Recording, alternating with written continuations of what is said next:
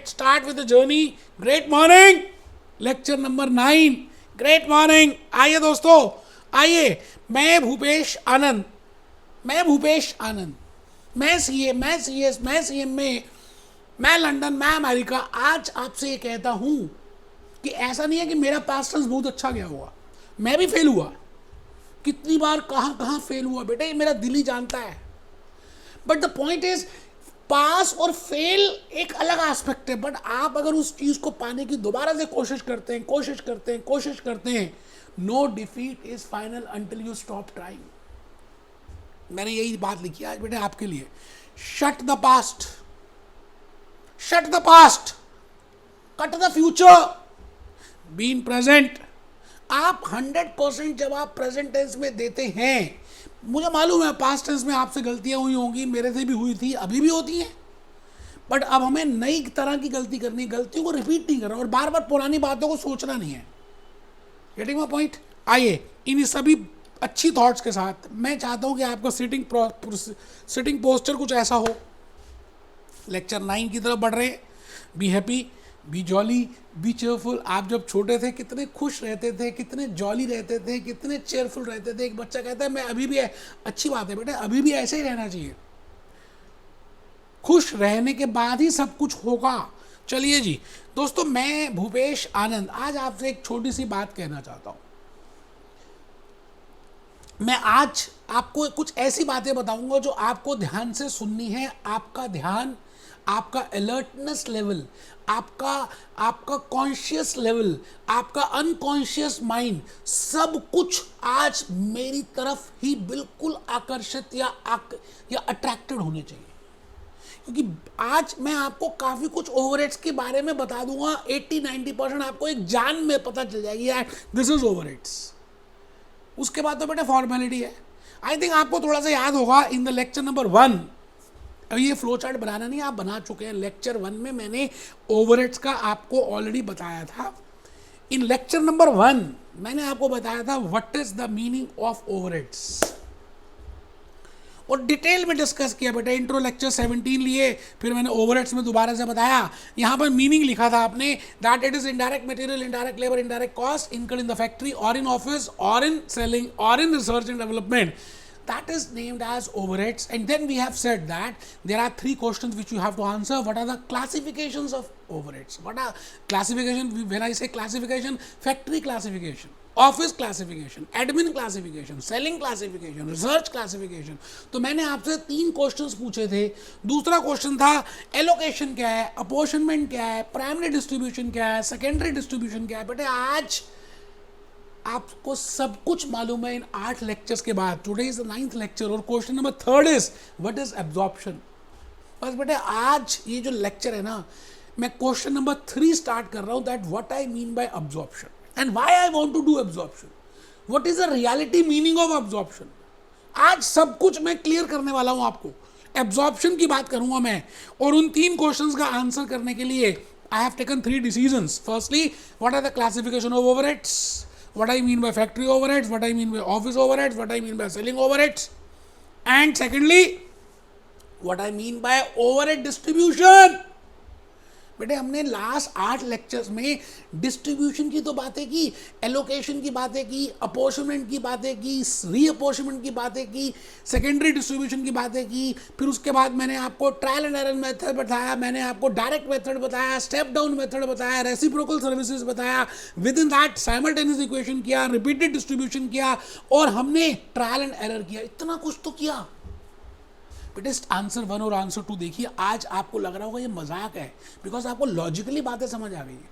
But ये जो भी कुछ किया किस लिए किया यार, क्यों किया allocation, why we did apportionment, why we do सब apportionment, why we have done reapportionment. ये सब कुछ करने की क्या जरूरत थी, why you have done that. Getting my point. बेटे आज उसका आंसर देने वाला हूं. आपने ये सब कुछ क्यों किया है, क्योंकि आप वो सारे खर्चे को खींच के उस प्रोडक्ट में लाना चाहते थे. खींच के मतलब आप एब्जॉर्ब करना चाहते थे. जैसे कहीं पर मान लेते हैं चाय गिर गई, आप चाय पी रहे थे, चाय गिर गई, तो आप क्या करते हैं, एक कपड़े से उसको एब्जॉर्ब कर लेते हैं, उसको चाय को साफ कर देते हैं, वो चाय कहाँ चली गई पता ही नहीं चला, उस कपड़े में, कॉटन के कपड़े में जाकर छुप गई।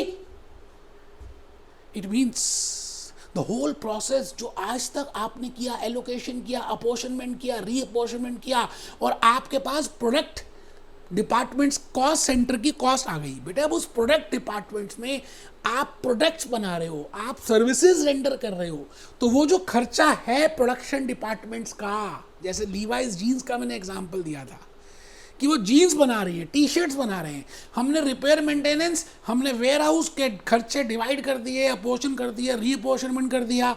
अब आपके पास प्रोडक्शन डिपार्टमेंट 1 जीन्स डिपार्टमेंट का आपके पास टोटल ओवरहेड्स आ गया, आपके पास टी शर्ट का भी टोटल ओवरहेड्स आ गया।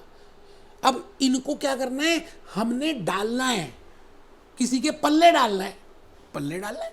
It means we have to absorb it, we have to charge it, we have to calculate the rate, you know, on the basis of which I will be charging, कि भाई आपके पास इतने ये overheads आने चाहिए। बेटे उस प्रोसेस का नाम है एब्जॉर्प्शन। तो एब्जॉर्प्शन में देखिए मैंने क्या बताना है आज, इसके 2-3 लेक्चर्स लेंगे, बेसिस ऑफ एब्जॉर्प्शन। आज मैं एक तो बताऊंगा what is the meaning of absorption, why we do absorption, what is the process of absorption, and what are the basis of absorption. और नेक्स्ट लेक्चर 10 में या 11 में आपको अंडर एब्जॉर्प्शन और ओवर एब्जॉर्प्शन की बातें बताऊंगा। बेटे आपको ये फ्लो चार्ट बनाना नहीं था, आप ऑलरेडी लेक्चर 1 में बना चुके हैं। चलिए जी, मैं आगे चला।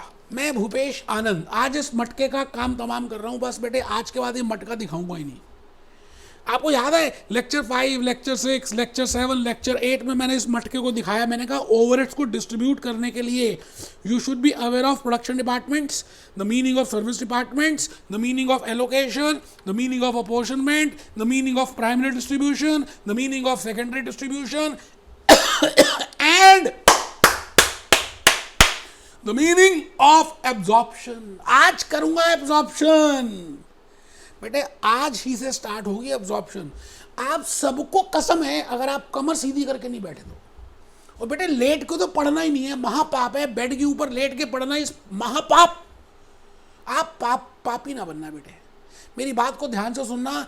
आज मुझे आपका पूरा अलर्टनेस लेवल चाहिए यार। आज मैं सेंटिमेंटल हो रहा हूं, देख लो। आज मैं कुछ मांग रहा हूं आपसे। आप लिखो, रजिस्टर ओपन करो, पहले लिखो एब्जॉर्प्शन ऑफ ओवरहेड्स। पहले लिखेंगे बेटा, मैं फिर कहानी शुरू करूंगा, अपनी कहानी बताऊंगा। आज मैंने बोलना है, बोलना है, बोलना है। एक बच्चा कहता है आप हर लेक्चर में तो बोलते हो, लेकिन बेटे आज मैं बहुत इंपॉर्टेंट बातें को के साथ बोलूंगा। तो आप लिखो एब्जॉर्प्शन ऑफ ओवरहेड्स, क्योंकि मुझे आज आपको क्लियर पिक्चर बतानी है, पूरा प्रोसेस समझाना है कि दाल मखनी कैसे बनती है, छोले भटूरे कैसे बनते हैं। आज तक हमने जो मेहनत की क्यों की, आज आपको समझ आएगा। तो आप पहले लिखो what I mean by absorption of overheads. Absorption is charging, absorption is charging, absorption is charging of overheads from cost centres. बेटे कॉस्ट सेंटर तो मैंने बताया हुआ आपको, पहले 17 लेक्चर लिए थे, इंट्रो लेक्चर्स, उसमें बताया that what I mean by cost centre, the department, the division for which I M increasing the cost. For this, my production department is my cost center. My jeans department is a cost center. My t-shirt manufacturing department, production department is a cost center. तो आप लिख रहे हैं, एक बच्चे ने तो लिखना भी शुरू नहीं किया, उसके क्या यार, लिखो ना बेटे। Absorption is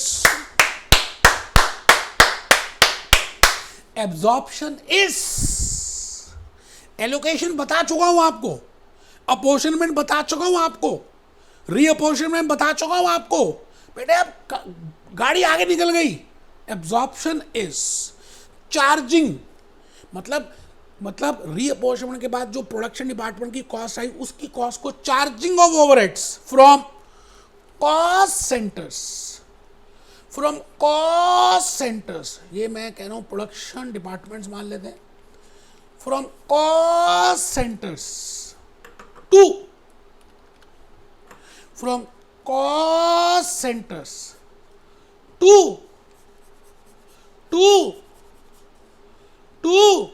products or to services, because we as a management accountant I have to find out that how much is the cost of that product. Supposingly Levi's jeans के वालों के पास एक कस्टमर आता है, भाई मेरे को ये जीन्स बाय करनी है, तो the management accountant should know that how much is the cost of manufacturing that jean. Then only he can quote, that management accountant can quote, or the company can quote that this should be the selling price. So the point is, I want to charge, मैं उस jeans में, मैं उस product में, मैं उस services में direct material तो मैं चार्ज कर चुका हूं, क्योंकि direct material, that material which is directly traceable to that product, direct labour भी, डायरेक्ट एक्सपेंस भी, डायरेक्ट कॉस्ट तो मैं ऑटो पहले से ही आपके सामने उसी प्रोडक्ट में डाल चुका हूं, क्योंकि मैं सीधा सीधा उसका संबंध देख सकता हूं, रिलेशनशिप चेक कर सकता हूं. But the point is indirect cost, overheads which I have incurred. So the point is, I have to charge the indirect cost. I have to charge the factory overheads. I have to charge factory office overheads. I have to charge selling and distribution overheads. I have to charge research and development overheads. तो मैं overheads को charge करूंगा, direct cost पहले से ही charge कर चुका हूं. किस में चार्ज करूंगा overheads? प्रोडक्ट्स में, सर्विसेज में. किस तरह से चार्ज करूंगा? बाय मीन्स ऑफ, बेटे जैसे मैंने लिखा ना वैसे लिखना है, bye means of absorption rate, bye means of absorption rate for each cost centre. आराम से बेटे, मैं चाहता हूं कि ये डेफिनेशन आप जरूर लिखें, उसके बाद लिखे ना लिखें मेरी बातों को सुने बस, लेकिन ये लिखने का काम यहां पे खत्म हो जाएगा. Absorption is charging of overheads from cost centres, production departments. When I say, because I did service department, I have apportioned the cost of service department to the production departments. So up to this point, my cost center is production department. It can be anything other than that also. But because I want to find out the absorption, so मैं लिख रहा हूँ absorption is charging of overheads from cost centers, from production department to products to services by means of absorption rate. Absorption rate के माध्यम से, एक tool के माध्यम से, जैसे आपको बॉडी का टेम्परेचर कैलकुलेट करना है तो थर्मामीटर चाहिए, ब्लड प्रेशर कैलकुलेट करना है तो कुछ मीटर चाहिए होगा, ईसीजी करनी है तो कुछ और चीज़ चाहिए होगी. It means there is a tool. मेरे को यहाँ पेन से लिखना है तो देयर इज अ टूल. इसी तरह से if I want to charge the cost, if I want to charge the overheads to that product और service, I will use a rate. That is a tool and that rate is named as absorption rate. ठीक है जी, for each cost center that is named as absorption rate. तो मैंने यहां पर आपको समझाने के लिए लिखा absorption rate. बेटे आराम से. तो भूपेश आनंद आज आपके सामने खड़ा है और ये बोल रहा है कि आपको कभी भी कोई भी चीज कैलकुलेट करनी है, भाई आपने टोटल ओवरहेड्स कैलकुलेट कर लिए, इतनी मेहनत की, एलोकेशन की, अपोर्शनमेंट की, रीअपोर्शनमेंट की, फिर आपने प्रोडक्शन डिपार्टमेंट की कॉस्ट निकाल ली, ओवरहेड्स निकाल लिए, उस ओवरहेड्स को अब चार्ज भी तो करना है. किसमें? प्रोडक्ट्स में और सर्विसेज में. तो जिस बेसिस पे आप चार्ज करोगे उसी का नाम है रेट, एब्जॉर्प्शन रेट. अच्छा, रेट निकालना हो तो हम क्या करते हैं, किसी चीज को किसी चीज से भाग कर देंगे, डिवाइड कर देंगे, न्यूमरेटर में कुछ रखेंगे और डिनोमिनेटर में कुछ रखेंगे. जैसे आप पहले फॉर्मूला लिख लें, इस दुनिया में, अमेरिका में, यूरोप में, इंडिया में, पाकिस्तान में, श्रीलंका में, बांग्लादेश में, मॉरिशस में, बहरीन में, मस्कट में, दुबई में, व्हेनेवर, कहीं भी अगर कोई भी रेट निकालना है तो बेटे एक न्यूमरेटर होगा और एक डिनोमिनेटर होगा. तो मैं क्या कर रहा हूं, overhead absorption rate is equal to numerator upon denominator. Total overheads, total overheads, total overheads, जितने भी आपने ओवरहेड्स निकाले, एलोकेशन के बाद, अपोर्शनमेंट के बाद, रीअपोर्शनमेंट के बाद, सर्विस डिपार्टमेंट की सारी कॉस्ट निल होने के बाद, खाली प्रोडक्शन डिपार्टमेंट के पास जो कॉस्ट आ गई उसको भाग कर देंगे, डिवाइड कर देंगे किसी बेस से, क्योंकि बेबी को बेस पसंद है. तो आप पहले फॉर्मूला लिखेंगे, आपको A to Z सब कुछ क्लियर होगा. तो आप पहले फॉर्मूला लिखें जी, overhead absorption rate is equal to total overheads of the cost center divided by total quantity of the base. total overhead of the cost center, total overhead of that jeans production department, total overheads of that t-shirt production department divided by number of jeans of that department or divided by number of t-shirts produced by that department. So we can calculate the rate per jean or rate per t-shirt. That is named as overhead absorption rate. ठीक है sir, numerator upon denominator लिखे हैं. चलिए जी, अब ये denominator क्या होगा वो अभी देखेंगे, अब लिखना नहीं है जी, पेन नीचे रख लीजिए, मेरी बात को ध्यान से सुनिएगा, मेरी आवाज सुनो, मेरी कहानी सुनो. बेटे मैं आज आपको एब्जॉर्प्शन तक लेके जाना चाहता हूं. तो मैंने कड़ी कहां से शुरू की थी, शुरुआत कहां से की थी? मैंने सबसे पहले आपको बताया था कि देयर आर टू डिपार्टमेंट्स. मैं उस मटके की बात कर रहा हूं, आप उस मटके को सोचो. मटका मटका. There are two departments. One is production department and second is service department. And now you are aware that what I mean by production department and what I mean by service department. So I am not explaining it again. The point is, first point we have already done that. And then I told you there are some types of costs which are direct costs, which are indirect costs. Indirect costs are included in the common. And they are to be either allocated or they are to be apportioned as per the basis. When you do allocation or apportionment first time among production departments and service departments, it is named as primary distribution. And when you divide, the service department cost to the production departments, that is my next step, that is named as reapportionment, or it can be named as a secondary distribution. ठीक है sir. ऐसे ही मैंने जैसे SD1 service department 1, service department 2, production department 2, production department 1, याद आ रहा है बेटे? हमने इसकी कॉस्ट प्रोडक्शन डिपार्टमेंट 1 में डाली, फिर 2 में डाली, और अगर इंटर सर्विस डिपार्टमेंट है तो 2 में डाल दी उसकी, फिर SD1 2 की डाल दी.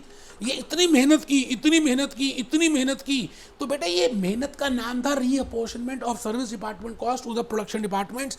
फिर आपने क्या किया, जब सर्विस डिपार्टमेंट की कॉस्ट प्रोडक्शन में डल गई तो ये खाली हो गए. हाँ, ये नील हो गए, खाली ठन पाल. आप कई बार आपकी एनर्जी डाउन हो जाती है, आप ठन पाल हो जाते हो जब ज़्यादा मोबाइल देखते हो. एनर्जी वेस्ट होती है बेटा, उससे मत देखा करो ज़्यादा जब तक आपका एग्जामिनेशन क्लियर ना हो. मैं नहीं देखता, फालतू टाइम वेस्ट नहीं करता बेटा. सर्विस डिपार्टमेंट 1 और सर्विस डिपार्टमेंट 2 कि जब आपने अपोर्शनमेंट कर दी, रीअपोर्शनमेंट कर दी, वो अलग अलग मेथड्स लगाकर, कौन से मेथड्स बताए थे? डायरेक्ट मेथड बताया था आपको, स्टेप डाउन मेथड बताया था आपको, रेसिप्रोकल सर्विसेज मेथड. वो अब मैं बता नहीं रहा, इतने लेक्चर्स लिए. तो आपके पास जो कॉस्ट आई वो खाली आ गई प्रोडक्शन डिपार्टमेंट 1 की और 2 की. एक का नाम है X और दूसरे का नाम है Y. प्रोडक्शन डिपार्टमेंट 1 कि जो आपने टोटल कॉस्ट कैलकुलेट की, let it be X dollars after doing all these things, and let the total cost of production department 2 overheads be Y dollars मान लेते हैं. अब हम ये देखेंगे ये खर्चा, ये जो कॉस्ट सेंटर है जो प्रोडक्शन डिपार्टमेंट के लिए, जो मैंने कॉस्ट सेंटर के लिए खर्चा किया, ये हुआ किस वजह से, किस लिए किया मैंने खर्चा. जैसे जीन्स प्रोडक्शन डिपार्टमेंट है तो I did the expenditure for producing for manufacturing jeans, so I will divide by number of jeans, then I can calculate that how much is the overhead rate which I should charge to one jean. Similarly, I can calculate the overhead rate for t-shirts. I think you are getting my point. आप क्या कर रहे हो, एक gene के लिए और एक टी शर्ट के लिए आप ओवरहेड का एब्जॉर्प्शन रेट कैलकुलेट कर रहे हो. कैसे करेंगे? किसी को ऊपर रखेंगे, किसी को नीचे रखेंगे. न्यूमरेटर में कुछ होगा, कुछ डिनोमिनेटर में होगा. जैसे करंट रेशो कैलकुलेट करते थे तो current assets upon current liabilities, gross profit ratio calculate करते थे, gross profit upon sales into 100. बेटे रेट हो कुछ भी हो तो आपको रेट में एक न्यूमरेटर में चीज लेनी पड़ेगी और दूसरी डिनोमिनेटर में लेनी पड़ेगी. तो numerator upon denominator, numerator upon denominator. तो आपने एब्जॉर्प्शन रेट पर जीन्स निकाला. मैंने अज्यूम किया कि एक्स की वैल्यू $1,00,000 की है और मैंने ये भी अज्यूम किया कि नंबर ऑफ जीन्स 10,000 जीन्स बनाई आपने. तो बेटे एक मशीन में $10, एक मशीन में $10 की कॉस्ट आ गई. ये ओवरहेड रेट है बेटे, अभी इसमें जीन्स की कॉस्ट नहीं आई. This is the overhead absorption rate. मतलब अगर आप एक जीन्स की कॉस्ट निकालना चाहो, है ना, अगर आपके पास कोई कस्टमर आता है और वो कहता है जी हम मेरे को एक जीन्स चाहिए, अच्छा ठीक है जीन्स चाहिए, तो जीन्स की कॉस्ट निकालने के लिए, क्योंकि आपको सेलिंग प्राइस बताना है, सेलिंग प्राइस से पहले आपको पहले कॉस्ट कैलकुलेट करनी पड़ेगी। तो there are two types of cost which you are all aware of, one is direct cost and second is overheads. अच्छा, डायरेक्ट कॉस्ट में direct material, direct labour, direct expenses लगता है, ये तो पहले से ही पता है, आपको पता ही होगा, पता ही चल जाएगा क्योंकि ये ट्रेसेबल है। मान लेते हैं ये तीनों मान रहे हैं बेटे, मैं देखो अज्यूम कर रहा हूँ, let it be 400 rupees, let it be the direct material, the cloth which we have used for jeans, the zip, the thread, the cost, the direct labour, the direct expenses, the royalty which we are paying, let it be 400। And if I want to find out that how much is the overhead rate, I have just calculated, क्या निकाला था बेटे, 10 रुपए per hour पर machine, तो मैं ये 10 रुपए ऐड कर दूंगा और मेरे पास कॉस्ट आ गई 410 रुपए की। बेटे 410 रुपए की आपके पास कॉस्ट आई है। Now you can add the profit, let it be 90 rupees as a profit. It means you can quote the selling price as rupees 500. मैंने हाइपोथेटिकली सब कुछ सोचा है, आप इसमें घबराना मत कि 410, 90, 500 कैसे आ गया। मैं आपसे कहना क्या चाह रहा हूँ, आपके माइंड में एक पिक्चर बनाना चाहता हूँ कि एज अ मैनेजमेंट अकाउंटेंट आप क्या करेंगे, ये सारा काम प्रोडक्शन होने से पहले सोचेंगे। आप मुझे बताना टाइम टेबल जो आप प्रिपेयर करते हो कि मैं आज इतने घंटे पढ़ूंगा, ये सब्जेक्ट इतने घंटे पढ़ूंगा, ये सब्जेक्ट इतने घंटे पढ़ूंगा, आप उस दिन के सुबह बनाते हो या उस दिन के शाम को बनाते हो? बेटे सुबह बनाते हैं, एस्टिमेशन पहले बनती है, बजट पहले बनता है, टाइम टेबल पहले बनता है। आप मुझे बताओ, एक दिन स्कूल जाना है, स्कूल जाने से पहले वाली रात में आप अपना पूरा टाइम टेबल, अपना बैग रेडी करते हो? भैया आपने अपना बर्थडे सेलिब्रेट करना है, आप बताइए जी, बर्थडे सेलिब्रेट करना है तो बर्थडे सेलिब्रेट करने से पहले प्लानिंग करते हो या बर्थडे सेलिब्रेट होने के बाद प्लानिंग करते हो? कैसी बातें कर रहे हो यार। The point is, we all do estimation, we all do budgets, we all do planning, we all do in prior to actual production. Actual होने से पहले, सब कुछ होने से पहले हम एस्टिमेट करते हैं, हम बजट बनाते हैं, हम अपनी चीज़ों को कैलकुलेट करते हैं। इसका मतलब अगर कोई कस्टमर लीवाइस जीन्स के फैक्ट्री में आया और अभी आपने जीन्स एक्चुअली में प्रोड्यूस नहीं की, तो क्या आप उस कस्टमर को ये कहेंगे कि यार अभी 1 महीने बाद आना, जब मैं एक्चुअली में प्रोड्यूस करूंगा तो मुझे एक्चुअल खर्चा पता चल जाएगा। अच्छा, जब एक्चुअल खर्चा पता चल जाएगा तो एक्चुअल ओवरहेड रेट पता चल जाएगा। अच्छा, जब एक्चुअल ओवरहेड रेट पता चल जाएगा तो मैं एक्चुअल कॉस्ट कैलकुलेट कर लूँगा और उसमें प्रॉफिट ऐड करके I will tell you the actual selling price, please come after 1 month. बेटे वो थप्पड़ मार देगा आपके मुँह पे, वो कहेगा सेलिंग प्राइस तो आज बता, आपके लिए रुकेगा थोड़ी, वो तो आपके किसी कॉम्पिटिटर के पास चला जाएगा। You getting my point?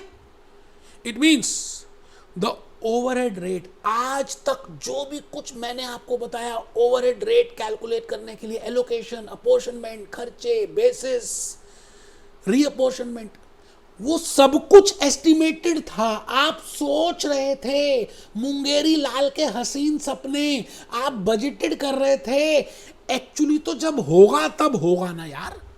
आपने टाइम टेबल बनाया कि आज मैं 4 घंटे ये, 4 घंटे ये, 4 घंटे ये, टोटल 12 घंटे पढ़ूंगा, वो तो रात को देखोगे ना एक्चुअली में कि आपने जो सोचा था, प्यार तो होना ही था। 12 घंटे सोचे थे that you will study 12 hours, और एक्चुअली में कितने घंटे पढ़े? You are getting the point? I think you are getting the point. So the point is, मैं जो कहना चाह रहा हूं वो ये है कि आप जो भी कुछ करते हैं, आप जो भी कुछ कर रहे हैं, आप जो भी एब्जॉर्प्शन रेट, जो भी कुछ बातें मैंने ये बताई आपको, PD1 की, PD2 की, SD1 की, SD2 की, बेटे ये जो ओवरहेड रेट कैलकुलेट कर रहे हो, ये बिगिनिंग में बन रहा है, एंड में नहीं बन रहा, एस्टिमेट हो रहा है। इस बात को ध्यान से समझना। This absorption rate can also be named as recovery rate, क्योंकि हम उस कॉस्ट को खींच के नीचे ला रहे हैं, रिकवर कर रहे हैं। जिसके लिए खर्चा हुआ, तू मुझे दे, तो मुझे दे। जीन्स डिपार्टमेंट रो रो के बोल रहा है, कितनी जीन्स बनी, कितनी जीन्स बनी, कितनी जीन्स बनी, क्योंकि मेरे को जीन्स में खर्चा डालना है, मुझे जीन्स से रिकवरी करनी है, मुझे जीन्स को एब्जॉर्ब कराना है। It means I will find out how many number of jeans I have produced. मजे की बात यह है कि जो भी कुछ हम कर रहे हैं, ये जो एब्जॉर्प्शन रेट निकाल रहे हैं, आप में से 90% बच्चे सोच रहे होंगे एंड में निकलता है बेटे it is always calculated in the beginning of the year. It is because timetable is always prepared in the beginning of the year, and we have to tell the price in the beginning of the year. Customers cannot wait up to the actual production, so we have to estimate in the beginning. We are going for a outstation tour, so we always estimate in the beginning. Tour में जाने से पहले estimation करते हो या tour पहुंचने के खत्म होने के खर्चे के बाद एस्टिमेट करते हो? आई थिंक आप बात समझ रहे हैं जो मैं कहना चाह रहा हूं। आपके पास एक कार है, आप कार ऑटोमोबाइल मैकेनिक के पास ले जाते हो, उसे कहते हो साहब इसकी ये भी खराब है, ये भी खराब है, ये भी खराब है, ये भी खराब है, तो वो आपको पहले ही एस्टिमेट कर देता है कि साहब इस चीज के इतने, इसके इतने, इसके इतने, इतने इतने इतने, this will be the estimated cost. But जब आप शाम को गाड़ी लेने जाते हो तो जो उसने एस्टिमेट बताया है उसी के आसपास होता है। कई बार सेम भी हो सकता है, कई बार डिफर भी हो सकता है, लेकिन मोटा मोटी उसी के आसपास होगा।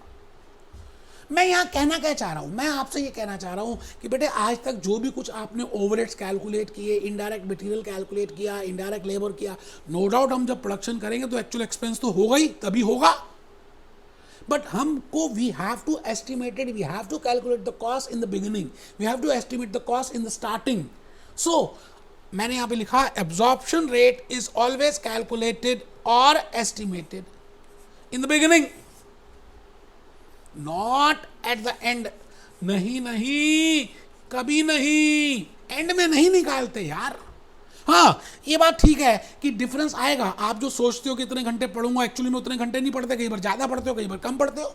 आप अपना पेपर दे के आते हो स्कूल में, आपने कई बार मार्क्स लगाए कि एस्टिमेट इतने आने चाहिए और एक्चुअली में कुछ और ही होता है। हाँ, मोटा मोटी सेम होता है, लेकिन difference is there. But you estimate always before doing actual checking of the examination. You getting a point? तो आपको आज से एक बात समझनी है कि जो भी कुछ आप ओवरहेड का रेट कैलकुलेट करोगे, जो भी रिकवरी रेट कैलकुलेट करोगे, जो भी अब्जॉर्प्शन कैलकुलेट करोगे, वो बिगिनिंग में होगा। बस इस बात का ध्यान रखना है। मैं अब जो बताने जा रहा हूं, यकीन मानिएगा, जो अभी तक बताया है उससे इंपॉर्टेंट है। बेटे आपको मैंने अभी अभी एक बात ये बताई that you have to estimate the absorption rate. Absorption rate can also be named as recovery rate. Absorption rate can also be named as recovery rate. अच्छा, इसको निकालने के लिए हमें कुछ तो न्यूमरेटर में रखना पड़ेगा और कुछ डिनोमिनेटर में रखना पड़ेगा। बेटा रेट तो तभी निकलेगा। अच्छा, मैंने कहा कि न्यूमरेटर तो बेटा सेम ही रहने वाला है, सेम रहने वाला। मैं भी बताऊंगा, लॉजिक बताऊंगा, एग्जांपल दूंगा। बेटे न्यूमरेटर क्या है? न्यूमरेटर में हम लिखेंगे बजटेड, जो भी एस्टिमेटेड। अब तो आपको समझ आ गया कि वो जो कॉस्ट हम निकाल रहे हैं वो एस्टिमेटेड है, एक्चुअल नहीं है। बजटेड और estimated overheads of production departments, budgeted or estimated overheads of production departments। मतलब जो भी कुछ आपने न्यूमरेटर में रखा था वो बजटेड था, खर्चा था, ओवरहेड्स थे जो सर्विस से आए, जो इसके अपने थे प्रोडक्शन के, टोटल हो कितने आ गए, बजटेड तो ये। अब इसको हमें चार्ज करना है। बेटे चार्ज करने के लिए हमें किसी से डिवाइड करना पड़ेगा। अब मैं आपके सामने एक बात कहता हूँ, आप सुनना जरा ध्यान से। मैं आपसे ये कहता हूँ कि एक कंपनी है जिसका नाम है लीवाइस जीन्स, और वो जीन्स भी बनाती है और टी शर्ट भी बनाती है, ठीक है जी। मान लेते हैं ये जो कंपनी है जीन्स की, ये जो लीवाइस जीन्स है, बेटे मैं अज्यूम कर रहा हूँ कि ये दो तरह के जीन्स प्रिपेयर करती है। मैं I am just assuming that there are two types of jeans which are being manufactured by Levi's. One is type A, and second is type B. अच्छा, मैं आपको कुछ जानकारी दे रहा हूं, मुहैया करा रहा हूं, आपको ये चेक करना है कि मैं क्या कह रहा हूं। 5000 जीन्स मॉडल ए की बनती है और 3000 जीन्स मॉडल बी की बनती है। बेटे डिजाइन होता है ना जीन्स का, किसी की फ्रंट पॉकेट होती है, किसी की साइड पॉकेट होती है, कोई फटी हुई जीन होती है, कोई फटी जीन। मैं मान के चलता हूं कि ये फटी हुई जीन है। फटी हुई जीन, हाँ आजकल बेटे फटी हुई जीन के एग्जाम मॉडल्स चल रहे हैं। फटी हुई जीन 3000 बनाई। साबुत जीन, साबुत मतलब फुल विदाउट फटी इज 5000। पूरी जीन 5000 बनाई, फटी हुई जीन 3000 बनाई। और मैं आपसे कहता हूं कि ये जो जीन्स का डिपार्टमेंट का सब अपोर्शनमेंट के बाद जो खर्चा आया, मैं मान के चल रहा हूं भाई साहब 80,000 रुपीज आ गया। Late it B dollars, late it B pound, late it B euro, late it be any currency, I am not concern with that because I am telling you the logic. अब आने वाले 2 minute बड़े precious हैं भाई साहब। मैंने कहा Levi's jeans के प्रोडक्शन डिपार्टमेंट की 80,000 का कॉस्ट आया जीन्स का, सर्विस को सबका अपोर्शनमेंट करने के बाद। और फिर मैंने कहा ये 80,000 में 80,000 आया क्यों? क्योंकि ये 8,000 जीन्स बना रहे हैं, जिसमें 5,000 जीन्स टाइप ए की हैं, साबुत जीन्स हैं, और 3,000 जीन फटी हुई जीन है। फट गई, फाड़ दिया। आप मुझे बताइए कि अगर मुझे एब्जॉर्प्शन रेट कैलकुलेट करना हो तो 80,000 तो आएगा ही न्यूमरेटर में, क्योंकि मुझे ये कॉस्ट एब्जॉर्ब करनी है। बट सपोज करते हैं अगर मैं डायरेक्टली 8,000 यूनिट्स, क्योंकि 5 जमा 3 8,000 से डिवाइड कर दूं, तो बेटे ये 10 रुपये पर यूनिट आएगा कि एक जीन में मुझे ओवरहेड 10 रुपये चार्ज करने चाहिए। लेकिन मेरा सवाल आपसे ये है, क्या ये ठीक होगा? बिल्कुल गलत होगा। एक बच्चा कहता गलत होगा, मैंने कहा बिल्कुल गलत होगा। क्योंकि जो साबुत जीन है, टाइप ए की जो जीन है, मैं एक इंफॉर्मेशन और देता हूं, ये 1,000 रुपए की बेचते हैं और ये वाली जीन 800 रुपए की बेचते हैं। फटी हुई जीन 800 रुपए की बिकती है, साबुत जीन 1,000 की बिकती है। अब बताओ, जब आप उस 80,000 रुपीज की कॉमन प्रोडक्शन ओवरहेड्स की जो कॉस्ट है, अगर आप 8,000 से डिवाइड कर देते हो, मतलब 5,000 जीन्स वो वाली और 3,000 जीन्स दोनों को जमा करके कैलकुलेट कर देते हो, तो क्या 10 रुपये पर यूनिट पर जीन का रेट ठीक होगा? नहीं, बिल्कुल नहीं। बेटे आपको एक फर्दर एनालिसिस ये करना है कि भाई अगर एक टाइप ए की जीन और टाइप बी की जीन, सुनना बेटे, बड़े ध्यान से सुनना, मैंने कहा एक जीन 1,000 रुपए की है और दूसरी जीन 800 रुपए की है। तो अब आपको ये चेक करना है कि ये जो 1,000 रुपए और 800 रुपए का सेलिंग प्राइस में डिफरेंस आ रहा है टाइप ए ऑफ जीन्स और type B of jeans, why it is, किस कारण से आ रहा है यार? ऐसा भी हो सकता है कि जो मॉडल ए है, टाइप ए है, उसमें कुछ हम फैब्रिक अच्छा वाला लगा रहे हैं, और जो मॉडल बी है, टाइप बी है, उसमें फैब्रिक थोड़ा सा लो क्वालिटी का लग रहा है। बेटे हो सकता है नहीं? आप बताओ पहले तो मुझे लॉजिकली, ऐसा होता है या नहीं? हो सकता है या नहीं? आप मार्केट में जाते हो जीन्स लेने, अलग अलग सेलिंग प्राइस की जीन्स होती है, किसी का कपड़ा कुछ है, किसी का कुछ है, किसी के पॉकेट कुछ है, किसी का डिजाइन कुछ है, कोई फटी हुई है, कोई साबुत है। तो बेटे it can be there that the point is that the selling prices differ because of the fabric which we have used. हो सकता है, इसका मतलब the difference can be due to material used. बोलो हाँ। एक बच्चे ने कहा हाँ।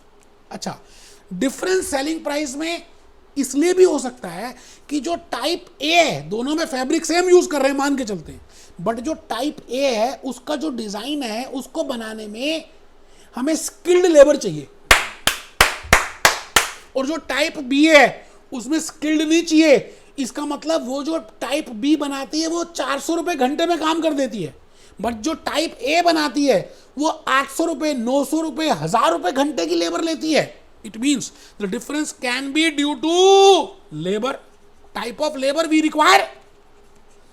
बेटे आराम से देखो, मैं कह रहा हूं ना, जल्दी में हुई नहीं यार, मैं आपको रूट तक तह तक लेके जाना चाहता हूं। मैं आपको बताना चाहता हूं कि वो फॉर्मूला जो न्यूमरेटर अपॉन डिनोमिनेटर का है, उसमें जो डिनोमिनेटर का रोल है वो सबसे इंपॉर्टेंट रोल है, लेकिन वो डिनोमिनेटर आएगा कैसे उसके लिए आपको सोचना पड़ेगा। और मैंने जीन्स का एग्जाम्पल लिया, उसकी हेल्प से आपको ये सोचना पड़ेगा कि difference in the selling price can be due to so many reasons. So it is not viable, it is not viable to divide that 80,000 rupees with 8,000 number of total quantity used. बेटे ये तो ये बात हुई, गधे भी घोड़े भी एक साथ ऐड कर दो, डिवाइड कर दो, दिखते एक जैसे हैं, लेकिन आप ध्यान से देखें तो गधे अलग होते हैं, घोड़े अलग होते हैं, और एक खच्चर होते हैं। जब वैष्णो देवी जाए तो खच्चर होते हैं, तो ऐसा हुआ खच्चर गधे घोड़े इकट्ठे किए, डिवाइड कर दिया। नहीं, आपको देखना है बेटे, गधे का रेट अलग है, घोड़े का रेट अलग है। तो you have to firstly find out that why there is a difference in the selling price of those jeans. It can be due to material cost, it can be due to fabric, it can be due to labour, the type of labour which you are using. बेटे ये difference और भी हो सकता है। आप सोचो ना बेटे, सोचना है ना, क्या पता ये कंपनी, ये जो जीन्स बना रहे हैं टाइप ए और टाइप बी, इसमें क्या पता लेबर आवर्स, लेबर सेम है, but type A of jeans को बनाने में ज्यादा घंटे लगते हैं लेबर के, as compare to machine, as compare to type B. और मैं ये भी कह सकता हूं, it can be also there कि भाई जो टाइप ए है उसमें जो मशीन यूज होती है, क्योंकि वो दूसरा डिजाइन है, उसमें मशीन आवर्स भी ज्यादा लगते हैं एज कम्पेयर टू बी, इसलिए उसका सेलिंग प्राइस ज्यादा है। बेटा मैं आपको सोचने में मजबूर कर रहा हूं, रटना नहीं है, लॉजिकली बात को समझना है। मैंने आपके सामने एक रियल लाइफ एग्जाम्पल दिया है। फॉर्मूला बताने को तो 1 सेकंड लगेगा, मैं बता दूंगा। मैं चाहता हूं आप फॉर्मूले को फॉर्मुलेट करना सीखो। मैं आपसे ये कह रहा हूं, I want to derive a formula. मुझे एक फॉर्मूला चाहिए, मुझे फॉर्मूला चाहिए, और उस फॉर्मूले के लिए मुझे एब्जॉर्प्शन रेट चाहिए, उसके लिए मुझे एक चीज न्यूमरेटर चाहिए, डिनोमिनेटर चाहिए। अच्छा न्यूमरेटर तो मुझे पर्चा है कि पता ही है कि वो खर्चा है, दैट इज एक्सपेंस, खर्चा। बट डिनोमिनेटर तो अलग अलग हो सकता है। वो खर्चा किस बेसिस पे, क्योंकि बेबी को बेस पसंद है। वो जो खर्चा मैंने किया, वो जो ओवरहेड्स आए रीअपोर्शनमेंट के बाद, वो किस बेसिस में मेरे को रिकवर करने हैं, एब्जॉर्ब करने हैं। बेटे there can be different types of basis, जिसमें से मुख्य तौर पर मैंने आपको 2-3 बातें, 4 बेसिस बताए, और भी होंगे। बेटे एक बार जब आपको समझ आया ना how to catch a fish, तो फिर तो जिस मर्जी सागर में जाके फिश कैच कर सकते हैं, है ना। लाइफ ऑफ अ पाई आपने मूवी देखी है, कहीं भी चले जाएं फिर तो मैंने कहा the difference in the material, the difference in the selling price of 2 models of the same company jeans can be due to material use, can be due to labor, type of labor, can be due to machine hours, can be due to labor hours. No, it differs. So accordingly जिसके basis पे difference होगा मैं उसी को base रखूंगा। It means whenever I want to calculate the absorption rate or the recovery rate, no doubt the numerator is a kharcha, that is factory overheads, that is the total overheads of the production. But the point is by which figure I have to divide it, what should be my denominator, and denominator depends upon so many factors. It can be due to material cost, it can be due to labor cost, there can be a financial information, there can be a financial factor, there can be a non-financial factor. That I have to see. वही मुझे देखना है कि वो जो difference आ रहा है वो फाइनेंशियल कॉस्ट की वजह से आ रहा है, नॉन फाइनेंशियल की वजह से आ रहा है, किस कारण से आ रहा है, आवर्स की वजह से आ रहा है। बेटे जिसकी वजह से आ रहा है ना, वो उसी के बेसिस पे हम रेट को कैलकुलेट करते हैं। ठीक है जी, आइए पहले 1-2 छोटी बातें लिख लें, फिर मैं आपके सामने बड़ी प्यारी सी बातें बताऊंगा। बेटे ज़्यादा कुछ है नहीं वैसे आज, बस लास्ट कड़ी है जो मुझे बतानी है। 5-10 मिनट लंबी क्लास हो भी गई तो घबराना किस बात का यार, क्योंकि मुझे कड़ी तो खत्म करनी पड़ेगी ना। तो आप लिखेंगे मेथड्स। एक बच्चा तो लेट भी गया, मैं टाई लगाकर खड़े होकर एनर्जी के साथ पढ़ा रहा हूं यार। Methods of overhead absorption, methods of overhead absorption. बेटे बड़े सारे मेथड्स हैं, मुख्य तौर पर मैंने 5-6 मेथड्स लिखे हैं, आप पहले लिख लें फिर हम एक्सप्लेन करेंगे। पहला मेथड हो सकता है the difference in the selling price due to production unit. सेम तरह के यूनिट्स हैं, प्रोडक्शन यूनिट मेथड लिख लें। डायरेक्ट मटेरियल कॉस्ट मेथड, जब मैंने अभी एग्जांपल दिया कि फैब्रिक अलग अलग यूज किया। डायरेक्ट लेबर कॉस्ट मेथड, जो मैंने एग्जांपल दिया था स्किल्ड लेबर और सेमी स्किल्ड का। प्राइम कॉस्ट, अभी शायद नहीं भी बताया, मैं बताऊंगा। प्राइम कॉस्ट अभी लिख लें बेटे, अभी लिख लें, आपको कसम होगी नहीं लिखा तो। लेबर आर्स, मतलब उस प्रोडक्ट को बनाने में लेबर आर्स की वजह से डिफरेंस आ रहा है। मशीन आर्स, उन जीन्स को बनाने की का कारण है क्योंकि अलग अलग मशीन के घंटे लग रहे हैं। तो बेटे अभी आपने 3, 4, 5, 6 मेथड्स लिखने हैं। आप दोबारा से नहीं लिखा तो लिख लो, मैं फिर रिपीट करता हूं। Very important for the examination, methods of overhead absorption. Methods of overhead absorption, one is production unit method, second is direct material cost method, next is direct labor cost method, next is prime cost method, next is machine hour rate method, next is labor hour rate method। कुछ भी नहीं है यार, इतना simple है कि मैं बता नहीं सकता आपको। जो भी मेथड है ना उसी को भाग कर देंगे। अच्छा, अगर आप वो फाइनेंशियल इंफॉर्मेशन ले रहे हो तो वो परसेंटेज में आएगा। एक बच्चे को समझ नहीं आया मैंने क्या बोला, आप पहले लिखो। प्रोडक्शन यूनिट मेथड, बेटे ये तो कॉस्ट, ये कोई भी मेथड लगाओ खर्चा विल रिमेन सेम। मतलब आप कोई भी मेथड लगाओ, numerator numerator numerator numerator numerator numerator numerator same रहेगा, but denominator denominator denominator denominator denominator denominator will differ.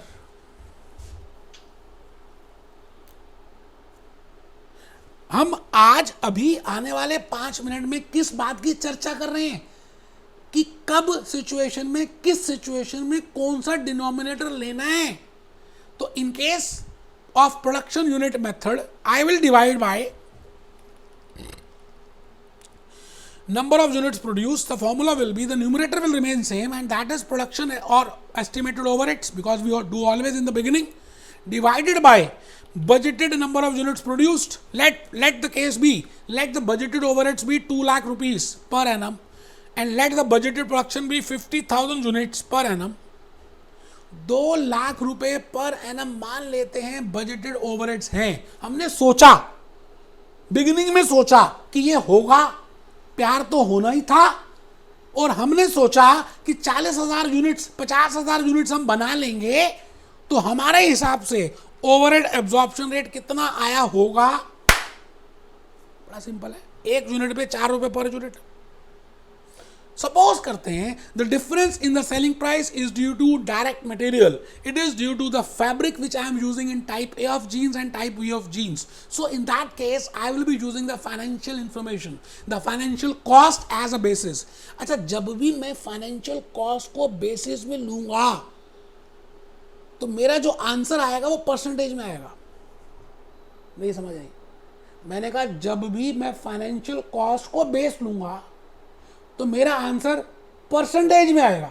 जैसे न्यूमरेटर अपॉन डिनोमिनेटर में न्यूमरेटर सेम ही रहेगा, budgeted overheads numerator will remain same, divided by, if the difference in the selling price is due to the fabric, I will divide by the budgeted direct material cost.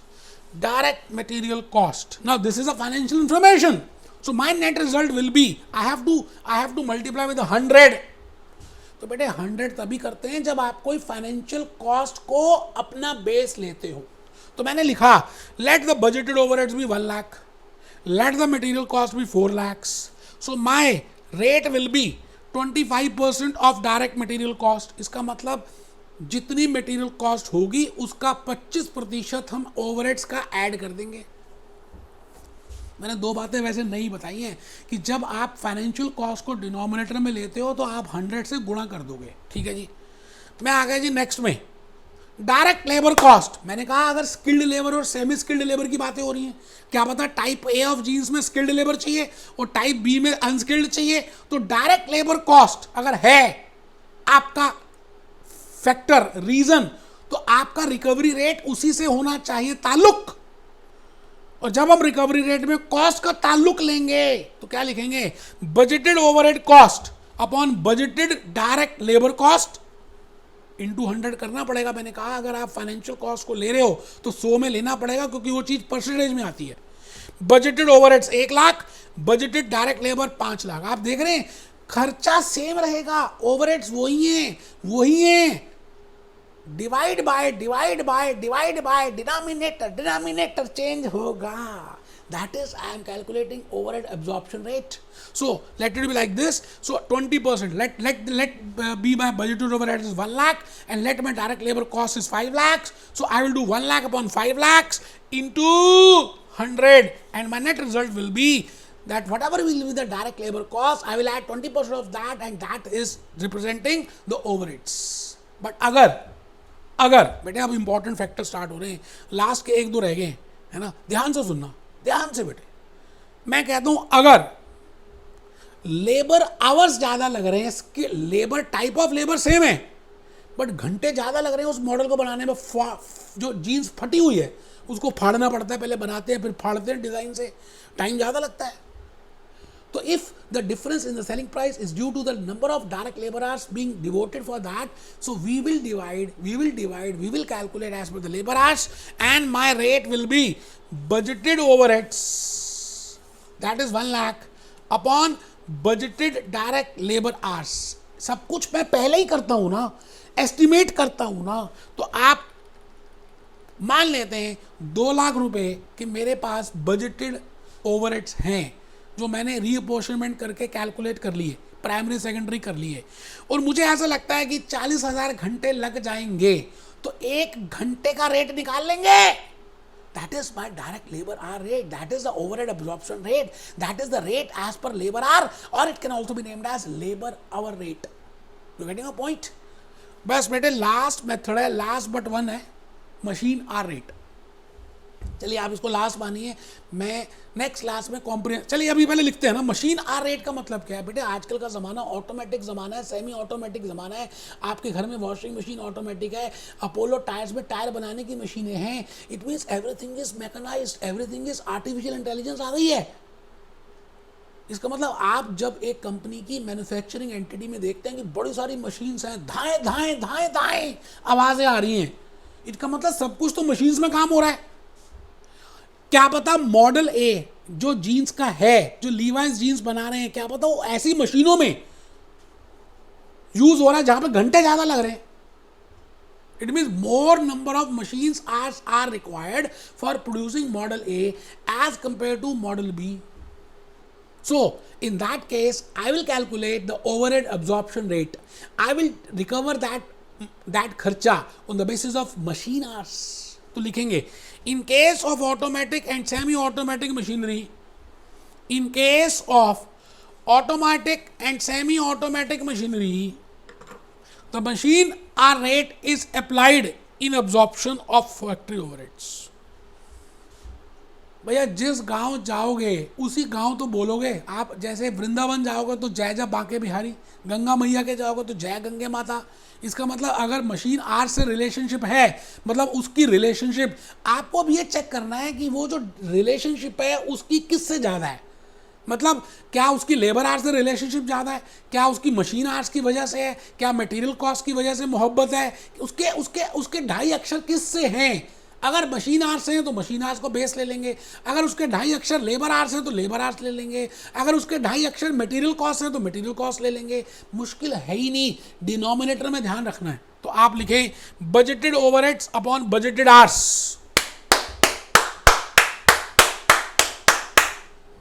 Machine hours ठीक है जी। मैं assume करता हूं कि budgeted production jeans department के overheads हैं 3 लाख, और हमको लगा कि इस डिपार्टमेंट में जितनी भी मशीनें हैं 15,000 घंटे चलेंगी, तो मैं 1 घंटे का रेट निकाल सकता हूं कि अगर 1 घंटा ये मशीन चली तो 20 रुपये पर घंटे की कॉस्ट आएगी। It is named as machine hour rate. बेटे मैं अभी डिस्कस करूंगा, प्रैक्टिकल भी कराऊंगा।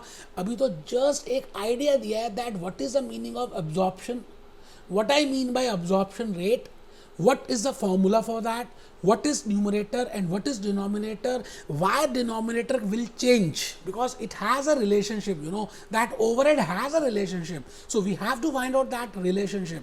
मैं कहता हूं आलिया भट्ट, तो रिलेशनशिप है ना बेटे रणबीर के साथ, Alia Bhatt Katrina Kaif, they don't have the relationship. You're getting a point? So we have to find out the relationship. So whenever I want to write down Alia Bhatt in the numerator, I have to divide it by Ranbir Kapoor only. I cannot divide it by Katrina Kaif. So I have to see the relationship. ठीक है जी. अब last में एक छोटा सा method है. ये method भले मैं नेक्स्ट क्लास में करा दूंगा, लेकिन ये लिखवाऊंगा, है ना. ब्लैंकेट और अब्जॉर्प्शन रेट मत लिखो, छोड़ दो जी, कोई बात नहीं. एक लास्ट मेथड रह गया, ब्लैंकेट ओवरहेड अब्जॉर्प्शन रेट और सिंगल अब्जॉर्प्शन रेट देख लेंगे. छोड़ो ना. आई थिंक आज के लेक्चर में मुख्य तौर पर जो मैंने आपको बताना था वो यही बताना था कि अब्जॉर्प्शन का मतलब क्या है, एब्जॉर्प्शन रेट का फॉर्मूला क्या है, न्यूमरेटर क्यों सेम रहता है, डिनोमिनेटर क्यों बदल जाता है, आप इसको क्यों बजटेड बोलते हैं, आप इसको क्यों एस्टिमेटेड बोलते हैं. अभी हम नेक्स्ट क्लास में देखेंगे, नेक्स्ट टू नेक्स्ट में, कि जो बजटेड जो आप सोचते हो वैसा कई बार होता है, कई बार नहीं होता. आपके एक्चुअल ओवरहेड्स ज़्यादा भी होते हैं, कम भी होते हैं. उसको हम बोलेंगे अंडर अब्जॉर्प्शन और ओवर अब्जॉर्प्शन. अभी नहीं बता रहा, बताऊंगा. Be happy, be jolly, be चो.